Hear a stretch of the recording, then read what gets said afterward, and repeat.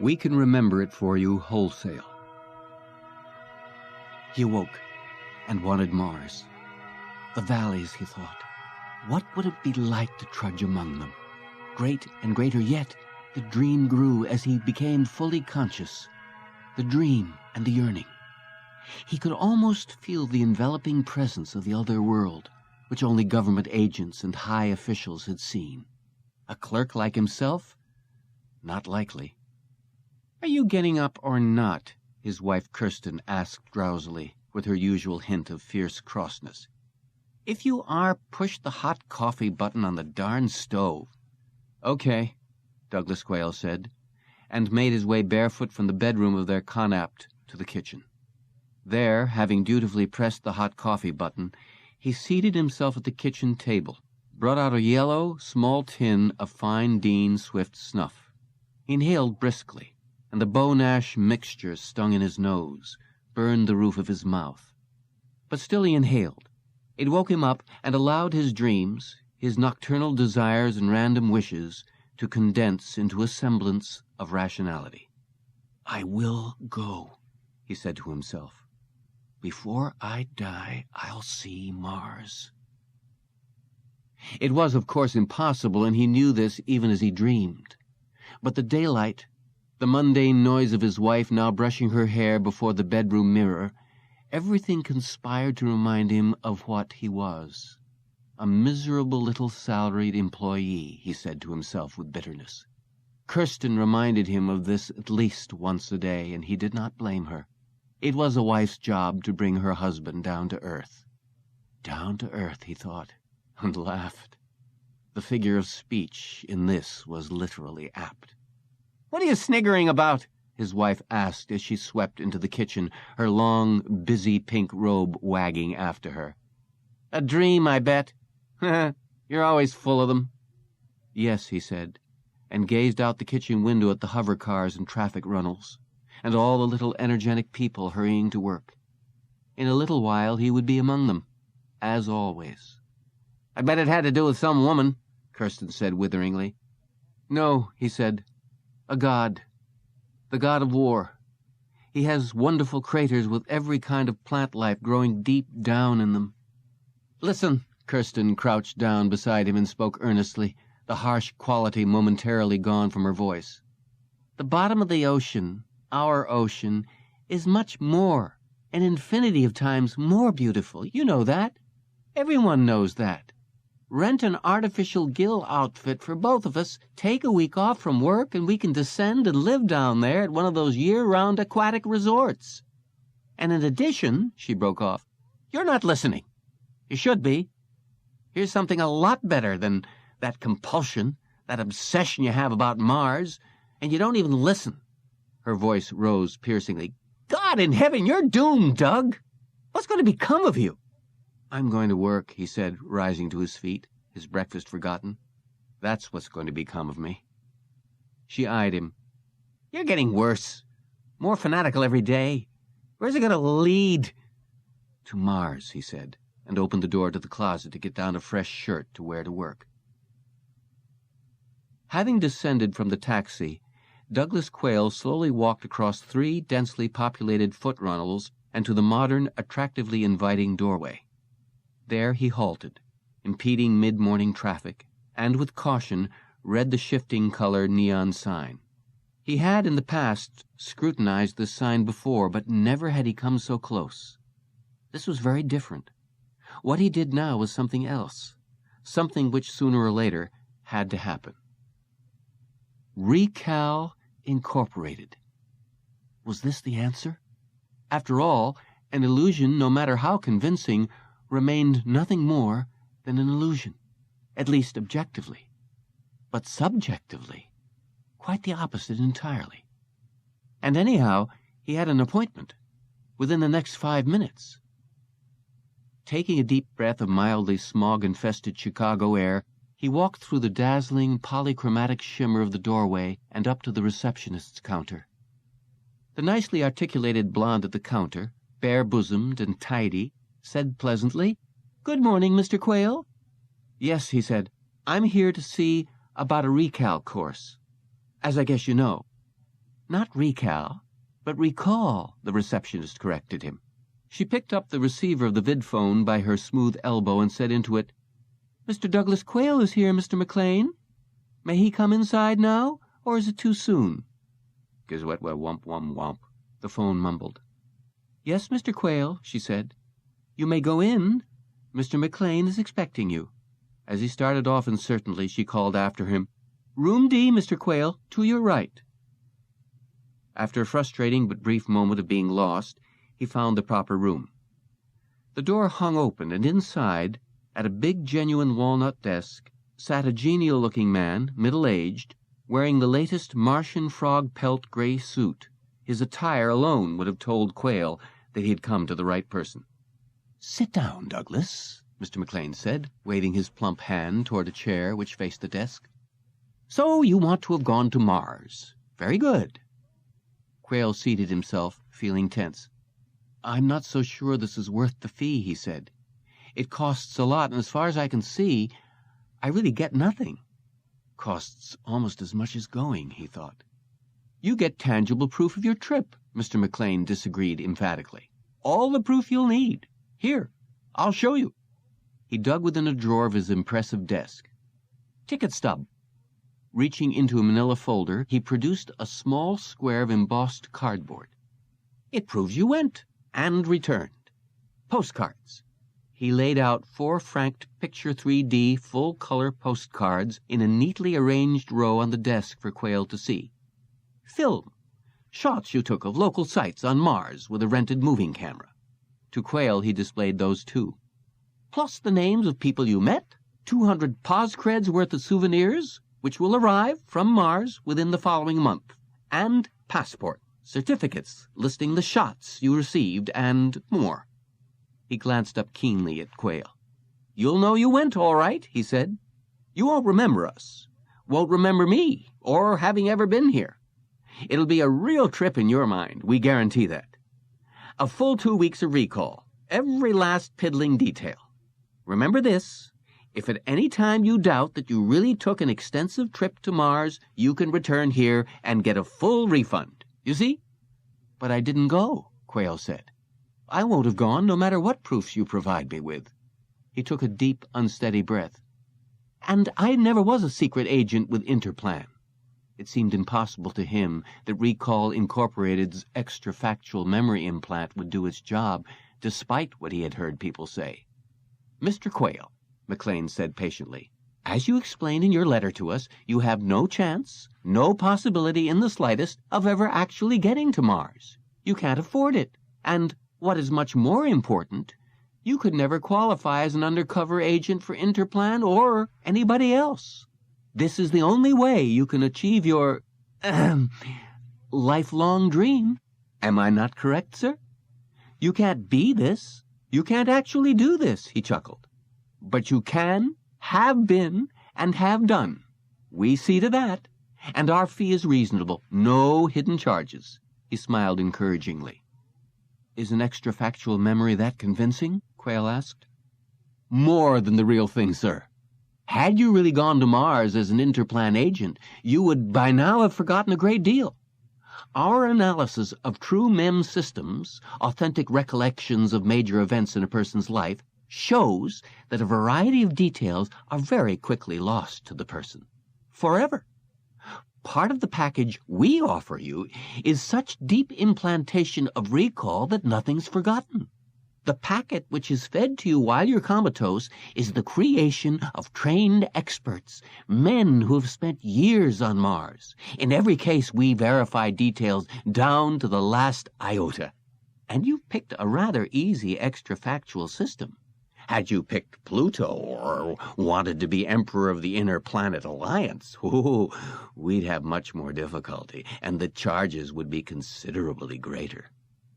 Reaching into his coat for his wallet, Quail said, "Okay, it's been my lifelong ambition, so I see I'll never really do it. So I guess I'll have to settle for this." "Don't think of it that way," Mr. McLean said severely. "You're not accepting second best. The actual memory, with all its vagueness, omissions, and ellipses, not to say distortions, that's second best. He accepted the money and pressed a button on his desk. "All right, Mr. Quail," he said, as the door of his office opened and two burly men swiftly entered. "You're on your way to Mars as a secret agent."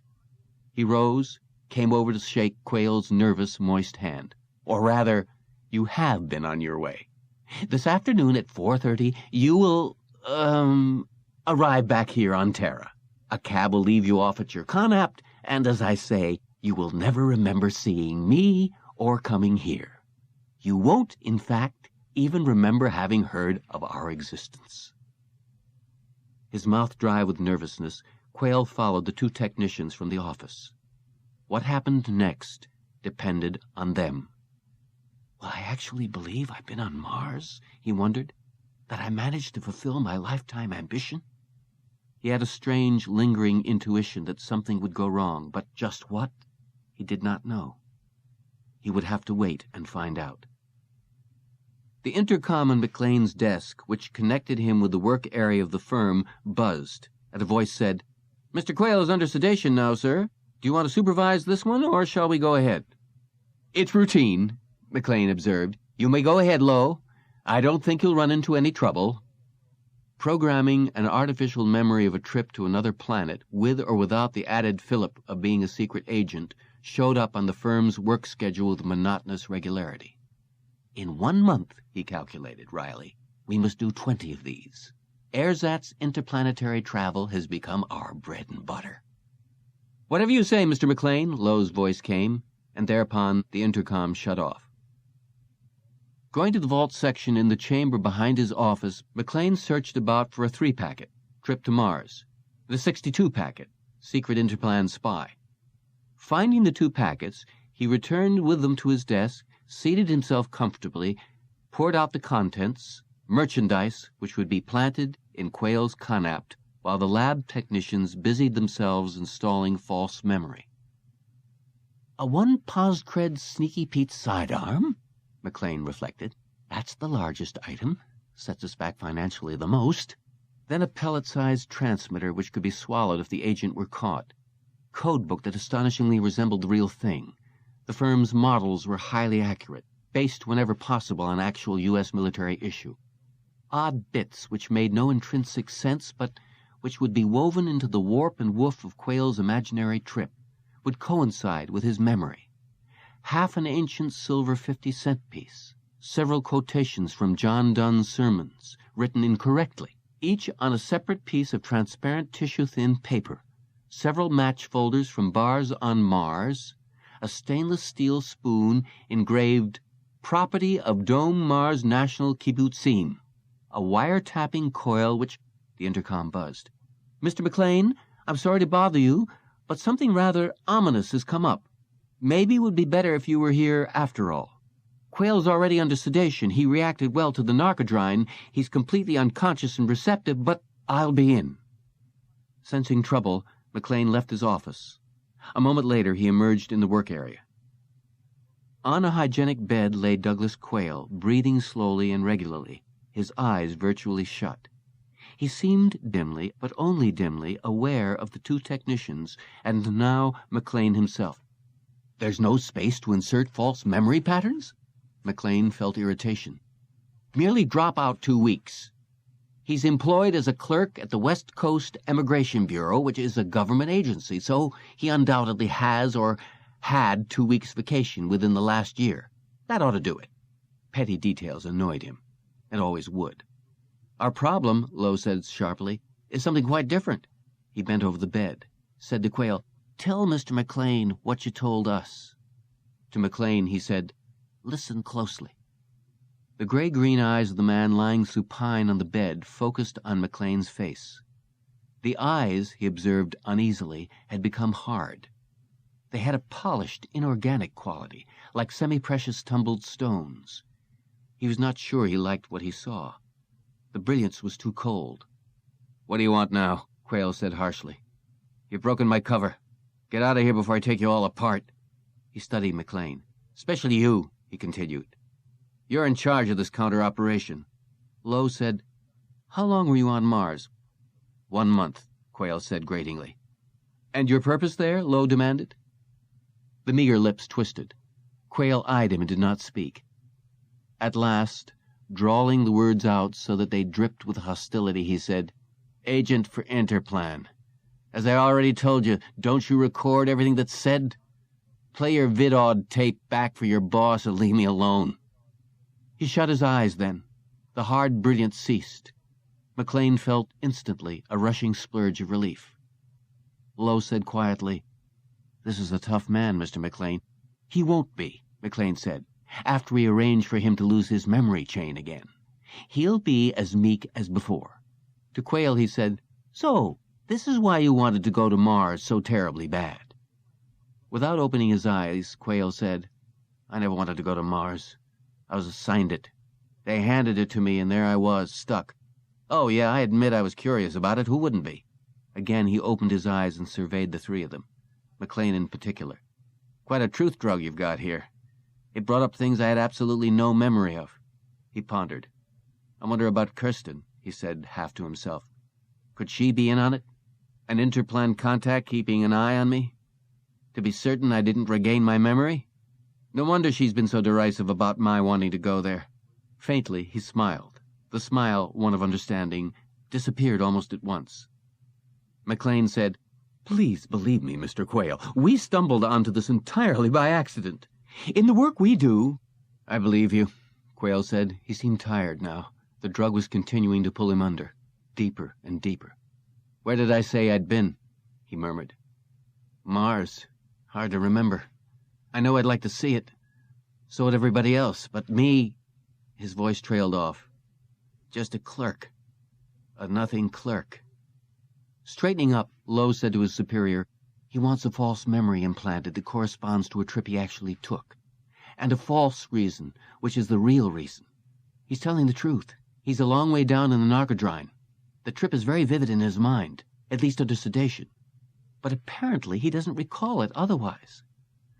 Someone, probably at a government military sciences lab, erased his conscious memories.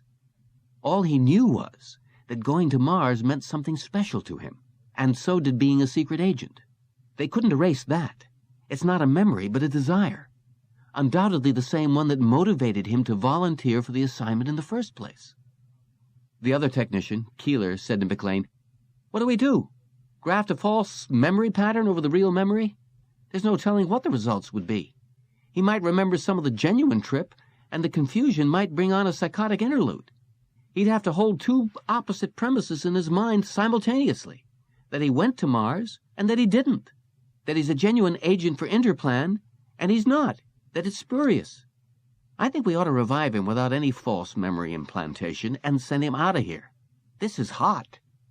"Agreed," McLean said. A thought came to him. "Can you predict what he'll remember when he comes out of the sedation?" "Impossible to tell," Lowe said. "He probably will have some dim, diffuse memory of his actual trip now. And he'd probably be in grave doubt as to its validity. He'd probably decide our programming slipped a gear tooth, and he'd remember coming here. That wouldn't be erased. Unless you want it erased. The less we mess with this man," McLean said, "the better I like it. This is nothing for us to fool around with. We've been foolish enough to, or unlucky enough to uncover a genuine Interplan spy who has a cover so perfect that up to now even he didn't know what he was, or rather is. The sooner they wash their hands of the man calling himself Douglas Quail, the better." "Are you going to plant packets 3 and 62 in his conapt?" Lowe said. "No," McLean said. "And we're going to return half his fee." "Half? Why half?" McLean said lamely, "That seems to be a good compromise."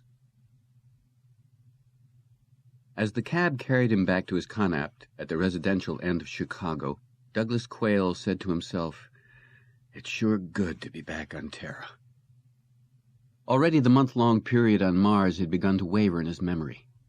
He had only an image of profound gaping craters, an ever-present ancient erosion of hills, of vitality, of motion itself, a world of dust where little happened, where a good part of the day was spent checking and rechecking one's portable oxygen source. And then the life forms, the unassuming and modest gray-brown cacti and mawworms. As a matter of fact, he had brought back several moribund examples of Martian fauna. He had smuggled them through customs. After all, they posed no menace. They couldn't survive in Earth's heavy atmosphere. Reaching into his coat, he rummaged for the container of Martian mawworms, and found an envelope instead. Lifting it out, he discovered, to his perplexity, that it contained 570 poscreds in cred bills of low denominations. Where did I get this? He asked himself. Didn't I spend every cred I had in my trip? With the money came a slip of paper marked 1/2 fee returned by McLean, and then the date, today's date. "Recall," he said aloud. "Recall what, sir or madam?" the robot driver of the cab inquired respectfully. "Do you have a phone book?" Quail demanded. "Certainly, sir or madam." A slot opened. From it slid a microtaped phone book for Cook County. "It's spelled oddly," Quail said as he leafed through the pages of the yellow section. He felt fear, then abiding fear. "Here it is. Take me there, to REKAL Incorporated. I've changed my mind. I don't want to go home." "Yes, sir or madam, as the case may be," the driver said. A moment later, the cab was zipping back in the opposite direction. "May I make use of your phone?" he asked.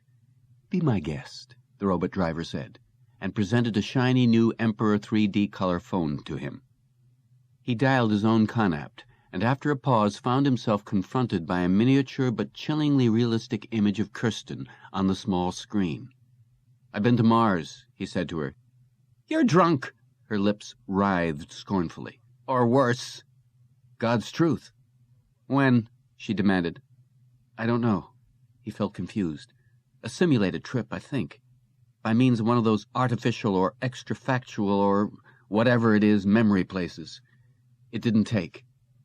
Kirsten said witheringly, "You are drunk," and broke the connection at her end. He hung up then, feeling his face flush. "Always the same tone," he said hotly to himself. "Always the retort, as if she knows everything and I know nothing. What a marriage." "Key riced," he thought dismally. A moment later, the cab stopped at the curb before a modern, very attractive little pink building, over which a shifting polychromatic neon sign read, REKAL Incorporated.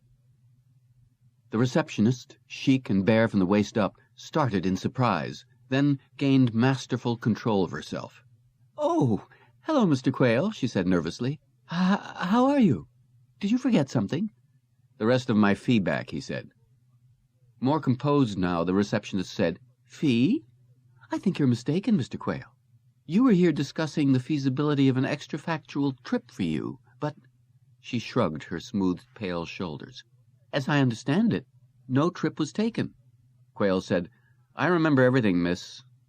My letter to REKAL Incorporated, which started this whole business off. I remember my arrival here, my visit with Mr. McLean. Then 2 lab technicians taking me in tow and administering a drug to put me out. No wonder the firm had returned half his fee. The false memory of his trip to Mars hadn't taken, at least not entirely. Not as he had been assured." "Mr. Quail," the girl said, "although you are a minor clerk, you're a good-looking man, and it spoils your features to become angry. If it would make you feel any better, I might let you take me out." He felt furious then. "I remember you," he said savagely. "For instance, the fact that your breasts are sprayed blue, that's stuck in my mind. And I remember Mr. McLean's promise that if I remembered my visit to REKAL Incorporated, I'd receive my money back in full. Where's Mr. McLean?" After a delay, probably as long as they could manage, he found himself once more seated, facing the imposing walnut desk, exactly as he had been an hour or so earlier in the day. "Some technique you have," Quail said sardonically. His disappointment and resentment was enormous by now. "My so-called memory of a trip to Mars as an undercover agent for Interplan is hazy and vague and shot full of contradictions. And I clearly remember my dealings here with you people. I had to take this to the Better Business Bureau." He was burning angry at this point. His sense of being cheated had overwhelmed him, had destroyed his customary aversion to participating in a public squabble. Looking morose as well as cautious, Mr. McLean said, "We capitulate, Quail. We'll refund the balance of your fee. I fully concede the fact that we did absolutely nothing for you." His tone was resigned. Quail said accusingly, "You didn't even provide me with the various artifacts that you claimed would prove to me that I had been on Mars. All that song and dance you went into, it hasn't materialized into a damn thing. Not even a ticket stub, nor postcards, nor passport, nor proof of immunization shots, nor—" "Listen, Quail," McLean said. "Suppose I told you—" He broke off. "Let it go." He pressed a button on his intercom. "Shirley, will you disperse 570 more creds in the form of a cashier's check made out to Douglas Quail?" "Thank you." He released the button, then glared at Quail. Presently the check appeared. The receptionist placed it before McLean and once more vanished out of sight, leaving the two men alone, still facing each other across the surface of the massive walnut desk. "Let me give you a word of advice," McLean said as he signed the check and passed it over. "Don't discuss your recent trip to Mars with anyone." "What trip?" "Well, that's the thing," doggedly McLean said. "The trip you partially remember. Act as if you don't remember. Pretend it never took place. Don't ask me why, just take my advice. It'll be better for all of us." He'd begun to perspire, freely. "Now, Mr. Quail, I have other business, other clients to see." He rose, showed Quail to the door. Quail said, as he opened the door, "A firm that turns out such bad work shouldn't have any clients at all." He shut the door behind him. On the way home in the cab, Quail pondered the wording of his letter of complaint to the Better Business Bureau, Terror Division. As soon as he could get to his typewriter, he'd get started. It was clearly his duty to warn other people away from REKAL Incorporated. When he got back to his Connaught, he seated himself before his Hermes rocket portable, opened the drawers and rummaged for a carbon paper, and noticed a small, familiar box. A box which he had carefully filled on Mars with Martian fauna and later smuggled through customs. Opening the box, he saw, to his disbelief, 6 dead mawworms and several varieties of unicellular life on which the Martian worms fed. The protozoa were dried up, dusty, but he recognized them. It had taken him an entire day picking among the vast, dark alien boulders to find them. A wonderful, illuminated journey of discovery. But I didn't go to Mars, he realized. Yet on the other hand, Kirsten appeared at the doorway to the room, an armload of pale brown groceries gripped. "Why are you home in the middle of the day?" Her voice, in an eternity of sameness, was accusing. "Did I go to Mars?" he asked her. "You would know." "No, of course you didn't go to Mars. You would know that, I would think. Aren't you always bleating about going?" He said, "By God, I think I went." After a pause, he added, "And simultaneously, I think I didn't go." "Make up your mind." "How can I?" he gestured. "I have both memory tracks grafted inside my head. One is real, and one isn't, but I can't tell which is which. Why can't I rely on you? They haven't tinkered with you." She could do this much for him at least, even if she never did anything else. Kirsten said in a level, controlled voice, "Doug, if you don't pull yourself together, we're through. I'm going to leave you." "I'm in trouble." His voice came out husky and coarse and shaking. "Probably I'm heading into a psychotic episode. I hope not, but maybe that's it. It would explain everything anyhow." Setting down the bag of groceries, Kirsten stalked to the closet. "I was not kidding," she said to him quietly. She brought out a coat, got it on, walked back to the door of the Connaught. "I'll phone you one of these days soon," she said tonelessly. "This is goodbye, Doug. I hope you pull out of this eventually. I really pray you do, for your sake." "Wait," he said desperately. "Just tell me and make it absolute. I did go or I didn't. Tell me which one." But they may have altered your memory track also, he realized. The door closed. His wife had left. Finally. A voice behind him said, "Well, that's that. Now put up your hands, Quail, and also please turn around and face this way." He turned instinctively without raising his hands. The man who faced him wore the plum uniform of the Interplan Police Agency, and his gun appeared to be UN issue. And for some odd reason he seemed familiar to Quail. familiar in a blurred, distorted fashion which he could not pin down. So jerkily he raised his hands. "You remember," the policeman said, "your trip to Mars. We know all about your actions today and all your thoughts. In particular, your very important thoughts on the trip home from REKAL Incorporated." He explained, "We have a teletransmitter wired within your skull. It keeps us constantly informed." A telepathic transmitter. Use of a living plasma that had been discovered on Luna. He shuddered with self-aversion. The thing lived inside him, within his own brain, feeding, listening, feeding. But the Interplan police used them. That had come out even in the homeopapes. So this was probably true, dismal as it was. "Why me?" Quail said huskily. What had he done or thought? And what did this have to do with REKAL Incorporated? "Fundamentally," the Interplan cop said, "this has nothing to do with REKAL. It's between you and us." He tapped his right ear. "I'm still picking up your mentational processes by way of your cephalic transmitter." In the man's ear, Quail saw a small, white plastic plug. "So I have to warn you, anything you think may be held against you." He smiled. "Not that it matters now. You've already thought and spoken yourself into oblivion.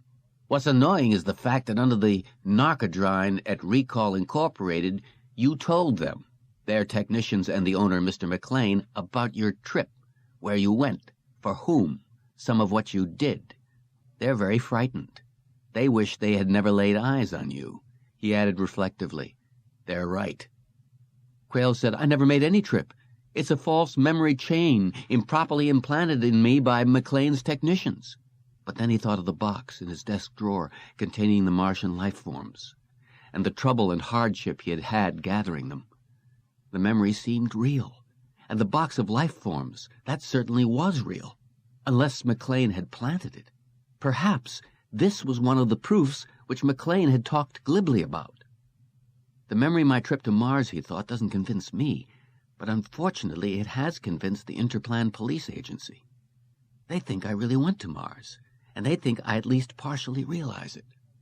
"We not only know you went to Mars," the Interplan cop agreed in answer to his thoughts, "but we know that you now remember enough to be difficult for us. And there's no use expunging your conscious memory of all this, because if we do, you'll simply show up at REKAL Incorporated again and start over. And we can't do anything about Mr. McLean and his operation because we have no jurisdiction over anyone except our own people. Anyhow, McLean hasn't committed any crime." He eyed Quail. "Nor technically have you. You didn't go to REKAL Incorporated with the idea of regaining your memory. You went, as we realize, for the usual reason people go there. A love by plain, dull people for adventure," he added. "Unfortunately, you're not plain, not dull, and you've already had too much excitement. The last thing in the universe you needed was a course from REKAL Incorporated. Nothing could have been more lethal for you or for us, and for that matter, for McLean." Quail said, "Why is it difficult for you if I remember my trip, my alleged trip, and what I did there?" "Because," the Interplan harness bull said, "what you did is not in accord with our great white all-protecting father public image. You did for us what we never do, as you'll presently remember, thanks to narkidrine. That box of dead worms and algae has been sitting in your desk drawer for 6 months, ever since you got back. And at no time have you shown the slightest curiosity about it. We didn't even know you had it until you remembered it on your way home from REKAL. And then we came here on the double to look for it." He added unnecessarily, "without any luck. There wasn't enough time." A second Interplan cop joined the first one. The two briefly conferred. Meanwhile, Quail thought rapidly. He did remember more now. The cop had been right about narkidrine. They, Interplan, probably used it themselves. Probably. He knew darn well they did. He'd seen them putting a prisoner on it. Where would that be? Somewhere on Terra? More likely on Luna, he decided, viewing the image rising from his highly defective, but rapidly less so, memory. And he remembered something else. Their reason for sending him to Mars. The job he had done. No wonder they had expunged his memory. "Oh, God," the first of the two Interplan cops said, breaking off his conversation with his companion. Obviously he'd picked up Quail's thoughts. "Well, this is a far worse problem now. As bad as it can get. He walked toward Quail, again covering him with his gun. "We've got to kill you," he said, "and right away." Nervously, his fellow officer said, "Why right away? Can't we simply cart him off to Interplan, New York, and let the—" "He knows why it has to be right away," the first cop said. He too looked nervous now, but Quail realized that it was for an entirely different reason. His memory had been brought back almost entirely now, and he fully understood the officer's tension. "On Mars," Quail said hoarsely, "I killed a man. After getting past 15 bodyguards, some armed with sneaky Pete guns, the way you are." He'd been trained by Interplan over a 5-year period to be an assassin, a professional killer. He knew ways to take out armed adversaries, such as these 2 officers, and the one with the ear receiver knew it too. If he moved swiftly enough— The gun fired, but he had already moved to one side, and at the same time he chopped down the gun-carrying officer. In an instant he had possession of the gun and was covering the other confused officer. "Picked up my thoughts," Quail said, panting for breath. "He knew what I was going to do, but I did it anyway." Half sitting up, the injured officer grated, "He won't use that gun on you, Sam. I picked that up, too. He knows he's finished, and he knows we know it, too. Come on, Quail." Laboriously grunting with pain, he got shakily to his feet. He held out his hand. "The gun," he said to Quail. "You can't use it, and if you turn it over to me, I'll guarantee not to kill you. You'll be given a hearing, and someone higher up in Interplan will decide, not me. Maybe they can erase your memory once more, I don't know. But you know the thing I was going to kill you for. I couldn't keep you from remembering it. So my reason for wanting to kill you is in a sense past." Quail, clutching the gun, bolted from the Connaught, sprinted for the elevator. "If you follow me," he thought, "I'll kill you. So don't." He jabbed at the elevator button, and a moment later the door slid back. The police hadn't followed him. Obviously they had picked up his terse, tense thoughts and had decided not to take the chance. With him inside, the elevator descended. He had gotten away, for a time. But what next? Where could he go? The elevator reached the ground floor. A moment later, Quail had joined the mob of Peds hurrying along the runnels. His head ached and he felt sick, but at least he had evaded death. They had come very close to shooting him on the spot, back in his own Connaught. And they probably will again, he decided, when they find me. And with this transmitter inside me, that won't take too long. Ironically, he had gotten exactly what he asked REKAL Incorporated for. Adventure, peril, Interplan police at work, a secret and dangerous trip to Mars in which his life was at stake, everything he had wanted as a false memory. The advantages of it being a memory and nothing more could now be appreciated. On a park bench, alone, he sat, dully watching a flock of perts, a semi-bird imported from Mars's 2 moons, capable of soaring flight, even against Earth's huge gravity. Maybe I can find my way back to Mars, he pondered. But then what? It would be worse on Mars. The political organization whose leader he had assassinated would spot him the moment he stepped from the ship. He would have Interplan and them after him there. Can you hear my thinking? He wondered. Easy avenue to paranoia. Sitting here alone, he felt them tuning in on him, monitoring, recording, discussing. He shivered, rose to his feet, walked aimlessly, his hands deep in his pockets.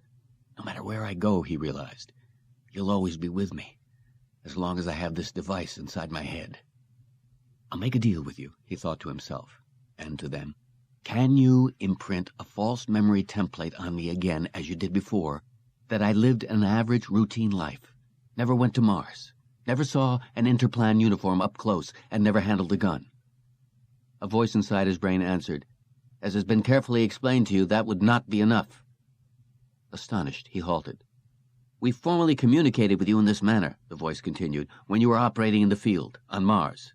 It's been months since we've done it. We assumed, in fact, that we'd never have to do so again. Where are you? Walking, Quail said. To my death. By your officers' guns, he added as an afterthought. How can you be sure it wouldn't be enough, he demanded. Don't the recall techniques work? As we said, if you're given a set of standard, average memories, you get restless. You'd inevitably seek out REKAL or one of its competitors again. We can't go through this a second time.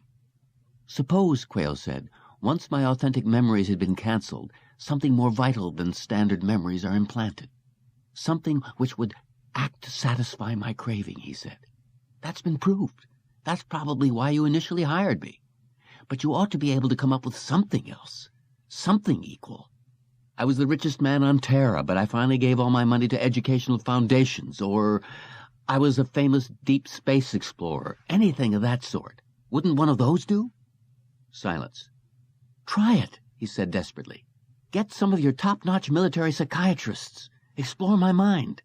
Find out what my most expansive daydream is. He tried to think. Women, he said, thousands of them, like Don Juan had. An interplanetary playboy, a mistress in every city on Earth, Luna and Mars. Only I gave that up out of exhaustion. Please, he begged, try it. You'd voluntarily surrender, then? The voice inside his head asked. If we agreed to arrange such a solution? If it's possible? After an interval of hesitation, he said, Yes, I'll take the risk, he said to himself, that you don't simply kill me. You make the first move, the voice said presently. Turn yourself over to us, and we'll investigate that line of possibility. If we can't do it, however, if your authentic memories begin to crop up again, as they've done at this time, then... There was a silence, and then the voice finished. We'll have to destroy you, as you must understand. Well, Quail, you still want to try? Yes, he said, because the alternative was death now, and for certain. At least this way, he had a chance, slim as it was. You present yourself at our main barracks in New York, the voice of the Interplan cop resumed. At 580 Fifth Avenue, floor 12. Once you've surrendered yourself, we'll have our psychiatrists begin on you. We'll have personality profile tests made. We'll attempt to determine your absolute ultimate fantasy wish. Then we'll bring you back to REKAL Incorporated here, get them in on it, fulfilling that wish in vicarious surrogate retrospection. And good luck. We do owe you something. You acted as a capable instrument for us. The voice lacked malice. If anything else, they, the organization, felt sympathy toward him. Thanks, Quail said, and began searching for a robot cab. Mr. Quail, the stern-faced, elderly Interplan psychiatrist said, you possess a most interesting wish-fulfillment dream fantasy. Probably nothing such as you consciously entertain or suppose. This is commonly the way. I hope it won't upset you too much to hear about it. The senior-ranking Interplan officer present said briskly, he better not be too much upset to hear about it, not if he expects not to get shot. Unlike the fantasy of wanting to be an Interplan undercover agent, the psychiatrist continued, which, being relatively speaking a product of maturity, had a certain plausibility to it. This production is a grotesque dream of your childhood. It is no wonder you fail to recall it. Your fantasy is this. You are 9 years old, walking down a rustic lane. An unfamiliar variety of space vessel from another star system lands directly in front of you. No one on Earth but you, Mr. Quail, sees it. The creatures within are very small and helpless, somewhat on the order of field mice, although they are attempting to invade Earth. Tens of thousands of other ships will soon be on their way when this advance party gives the go-ahead signal. And I suppose I stopped them, Quail said, experiencing a mixture of amusement and disgust. Single-handed, I wiped them out, probably by stepping on them with my foot. No, the psychiatrist said patiently. You halt the invasion, but not by destroying them. Instead, you show them kindness and mercy, even though by telepathy, their mode of communication, you know why they have come. They have never seen such human traits exhibited by any sentient organism, and to show their appreciation, they make a covenant with you. Quail said, They won't invade Earth as long as I'm alive. Exactly. To the Interplan officer, the psychiatrist said, You can see it does fit his personality, despite his feigned scorn. So, by merely existing, Quail said, feeling a growing pleasure, by simply being alive, I keep Earth safe from alien rule. I'm in effect, then, the most important person on Terra, without lifting a finger. Yes, indeed, sir, the psychiatrist said. And this is bedrock in your psyche. This is a lifelong childhood fantasy, which, without depth and drug therapy, you never would have recalled. But it has always existed in you. It went underneath, but never ceased. To McLean, who sat intently listening, The senior police officer said, "Can you implant an extra-factual memory pattern that extreme in him?" We get handed every possible type of wish fantasy there is," McLean said. "Frankly, I've heard a lot worse than this. Certainly we can handle it. 24 hours from now, he won't just wish he'd saved Earth. He'll devoutly believe it really happened." The senior police official said, "You can start the job, then. In preparation, we've already once again erased the memory in him of his trip to Mars." Quail said, "What trip to Mars?" No one answered him, so reluctantly he shelved the question. And anyhow, a police vehicle had now put in its appearance. He, McLean, and the senior police officer crowded into it, and presently they were on their way to Chicago and REKAL Incorporated. "You had better make no errors this time," the police officer said to heavy-set, nervous-looking McLean. "I can't see what could go wrong," McLean mumbled, perspiring. "This has nothing to do with Mars or Interplan, single-handedly stopping an invasion of Earth from another star system." He shook his head at that. "Wow, what a kid dreams up, and by pious virtue, too, not by force. It's sort of quaint." He dabbed at his forehead with a large linen pocket handkerchief. Nobody said anything. "In fact," McLean said, "it's touching." "But arrogant," the police official said starkly. "Inasmuch as when he dies the invasion will resume. No wonder he doesn't recall it. It's the most grandiose fantasy I ever ran across." He eyed Quail with disapproval. "And to think we put this man on our payroll." When they reached REKAL Incorporated, the receptionist, Shirley, met them breathlessly in the outer office. "Welcome back, Mr. Quail," she fluttered, her melon-shaped breasts, today painted an incandescent orange, bobbing with agitation. "I'm sorry everything worked out so badly before. I'm sure this time it'll go better." Still repeatedly dabbing at his shiny forehead with his neatly folded Irish linen handkerchief, McLean said, "It's better." Moving with rapidity, he rounded up Lowe and Keeler, escorted them and Douglas Quail to the work area, and then, with Shirley and the senior police officer, returned to his familiar office. To wait. "Do we have a packet made up for this, Mr. McLean?" Shirley asked, bumping against him in her agitation, then coloring modestly. "I think we do." He tried to recall, and then gave up, and consulted the formal chart. "A combination," he decided out loud, "of packets 81, 20, and 6. From the vault section of the chamber behind his desk, he fished out the appropriate packets, carrying them to his desk for inspection. From 81, he explained, a magic healing rod given him, the client in question this time Mr. Quail, by the race of beings from another system, a token of their gratitude. "Does it work?" the police officer asked curiously. "It did once," Mr. McLean explained, "but he, you see, used it up years ago, healing right and left. Now it's only a memento. But he remembers it working spectacularly." He chuckled, and then opened packet 20. "Document from the UN Secretary-General thanking him for saving Earth. This isn't precisely appropriate because part of Quail's fantasy is that no one knows of the invasion except himself. But for the sake of verisimilitude, we'll throw it in." He inspected packet 6. Then, what came from this? He couldn't recall. Frowning, he dug into the plastic bag as Shirley and the Interplan police officer watched intently. "Writing," Shirley said, "in a funny language." "This tells who they were," McLean said, "and where they came from, including a detailed star map logging their flight here and the system of origin. Of course, it's in their script, so he can't read it, but he remembers them reading it to him in his own tongue." He placed the 3 artifacts in the center of the desk. "These should be taken to Quail's Connaught," he said to the police officer, "so that when he gets home he'll find them, and it'll confirm his fantasy. SOP, standard operating procedure." He chuckled apprehensively, wondering how matters were going with Lowe and Keeler. The intercom buzzed. "Mr. McLean, I'm sorry to bother you." It was Lowe's voice. He froze as he recognized it. Froze, and became mute. "But something's come up. Maybe it would be better if you came in here and supervised. Like before, Quail reacted well to the narkidrine. He's unconscious, relaxed, and receptive, but—" McLean sprinted for the work area. On a hygienic bed, Douglas Quail lay breathing slowly and regularly, eyes half shut, dimly conscious of those around him. We started interrogating him, Lowe said, white-faced, to find out exactly when to place the fantasy memory of him single-handedly having saved the Earth.